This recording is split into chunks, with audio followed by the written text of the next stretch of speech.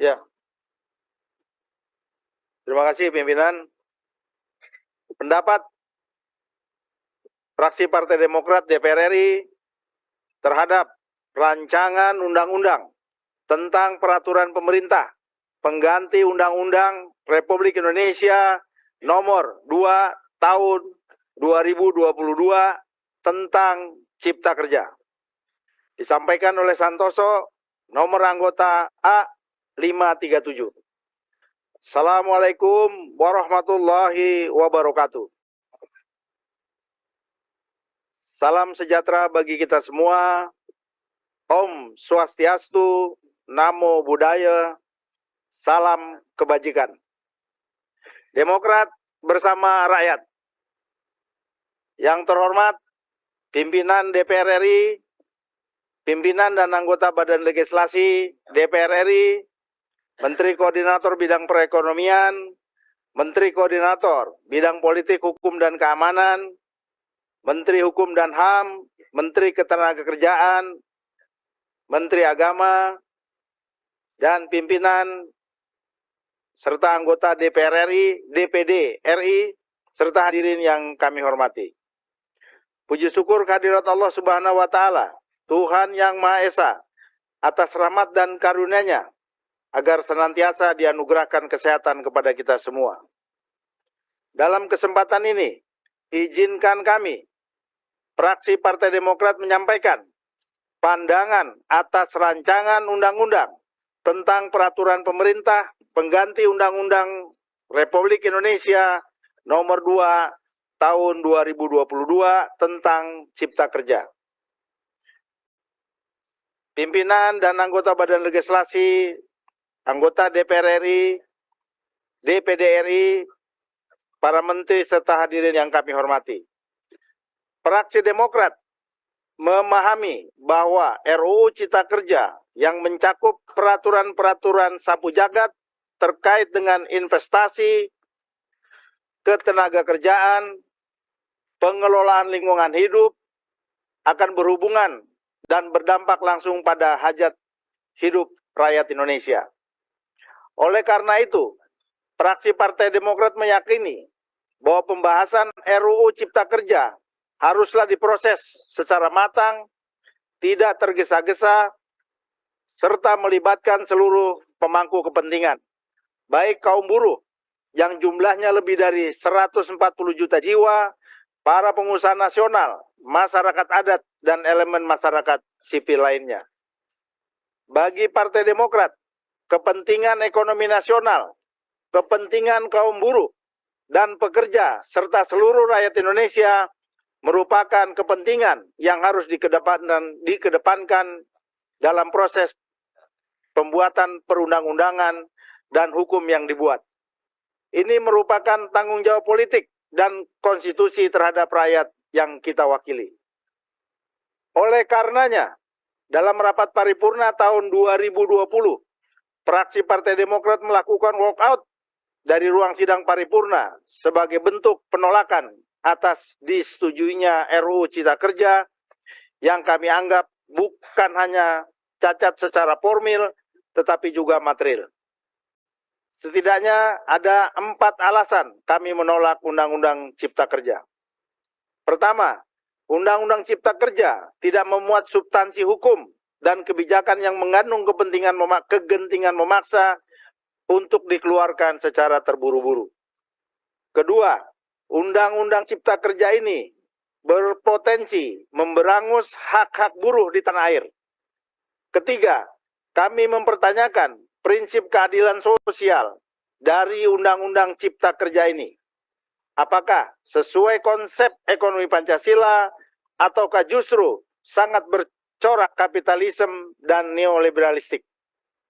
Keempat, proses pembahasan hal-hal krusial dalam Undang-Undang Cipta Kerja ini kurang transparan dan akuntabel. Akhirnya, sikap kritis Partai Demokrat terbukti. Mahkamah Konstitusi memutuskan hasil uji material atas Undang-Undang Cipta Kerja ini sebagai inkonstitusional bersyarat. Putusan MK ini mengonfirmasi pandangan dan sikap Partai Demokrat. Hadirin yang kami hormati, pasca Undang-Undang Cipta Kerja dinyatakan inkonstitusional bersyarat, pemerintah mengeluarkan Perpu Ciptaker. Terkait dikeluarkannya Perpu nomor 2 tahun 2022 tentang Cipta Kerja ini, kami, fraksi Partai Demokrat memberikan sejumlah catatan penting.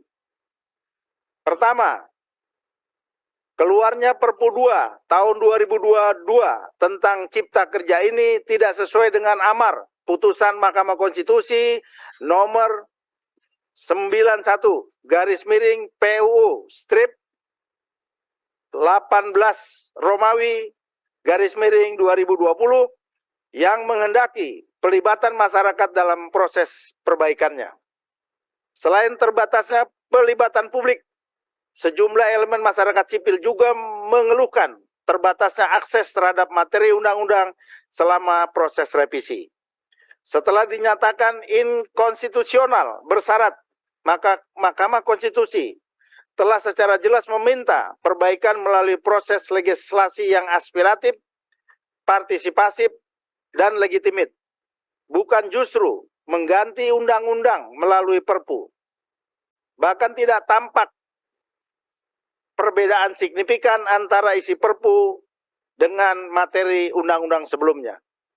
Artinya, keluarnya Perpu Cipta Kerja ini adalah kelanjutan dari proses legislasi yang tidak aspiratif dan partisipatif. Sehingga esensi demokrasi yang diacukan, hukum dibentuk untuk melayani kepentingan rakyat, bukan untuk melayani kepentingan elit. Kedua, Perpu Cipta Kerja ini bukan hanya tidak memenuhi aspek formalitas saja, namun juga kehadiran Perpu Cipta Kerja ini cacat secara konstitusi dan bahkan dapat mencorek konstitusi itu sendiri. Kami melihat tidak ada argumentasi yang rasional dari pemerintah terkait penetapan kegentingan yang memaksa yang menjadi latar belakang hadirnya Perpu ini. Sehingga kita perlu bertanya, apakah Perpu Cipta Kerja ini hadir karena kegentingan memaksa atau kepentingan penguasa? Ketiga, kami menilai bahwa hadirnya Perpu Cipta Kerja ini bukan menjadi solusi dari permasalahan ketidakpastian hukum dan ekonomi di Indonesia. Janganlah kita menyelesaikan masalah dengan masalah. Terbukti, pasca terbitnya Perpu ini, masyarakat dan kaum buruh masih berteriak dan menggugat tentang skema upah minimum, aturan outsourcing, perjanjian kerja waktu tertentu atau PKWT, aturan PHK, TKA, skema cuti, dan lainnya.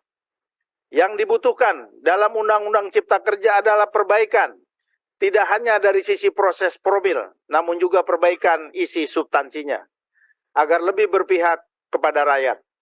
Janganlah kita terjerumus ke dalam lubang yang sama. Keempat, Perpu Cipta Kerja ini kami pandang telah mencerminkan bergesernya semangat Pancasila, utamanya sila keadilan sosial, ke arah ekonomi yang kapitalis dan mengarah neoliberalistik. Negara berkewajiban untuk menghadirkan relasi tripartit antara pengusaha, pekerja, dan pemerintah yang harmonis untuk menciptakan pertumbuhan yang ekonomi yang berkeadilan. Seperti yang diamanatkan dalam konstitusi kita di bab 14 pasal 33 Undang-Undang Dasar 1945.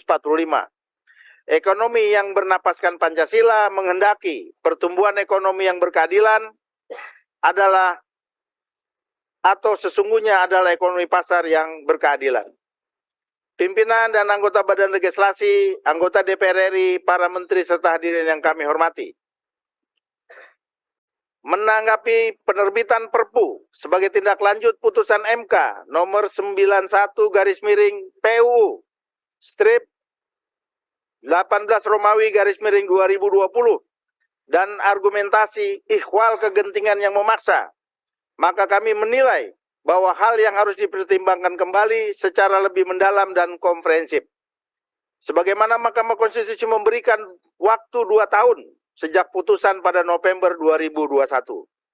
sehingga proses pembentukan undang-undang masih dapat dilaksanakan secara biasa atau normal sesuai dengan tata aturan dan prosedur sebagaimana diatur dalam Undang-Undang Nomor 13 Tahun 2022 tentang pembentukan peraturan perundang-undangan agar dapat dilakukan pembahasan yang lebih utuh dan melibatkan berbagai stakeholder yang berkepentingan. Berdasarkan catatan-catatan penting di atas, maka dengan mengucapkan Bismillahirrahmanirrahim dan mengharap ridho Allah Subhanahu wa Ta'ala serta keperpihakan kepada rakyat Indonesia, maka dengan ini fraksi Partai Demokrat DPR RI menyatakan menolak Perpu nomor 2 tahun 2022 tentang Cipta Kerja.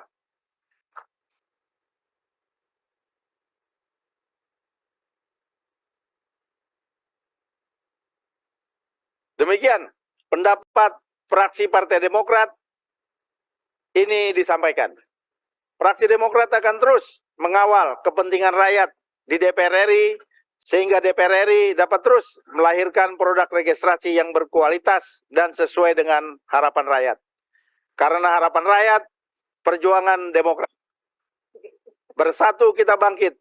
Demokrat bersama rakyat memperjuangkan perubahan dan perbaikan.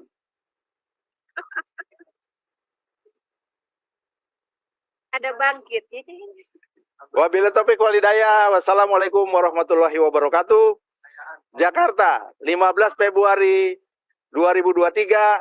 Pimpinan fraksi Partai Demokrat, Dewan Perwakilan Rakyat Republik Indonesia, Ketua Dr. Edi Baskoro Yudhoyono MSc ditandatangani, Sekretaris Marwan Cikasan MM ditandatangani.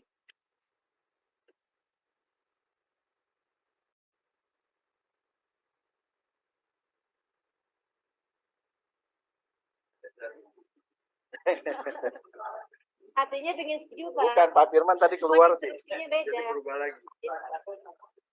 Jadi hatinya setuju.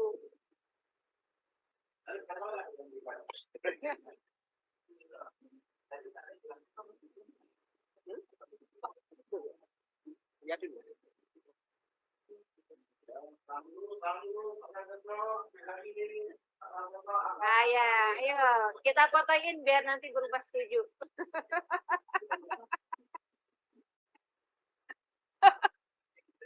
Apa?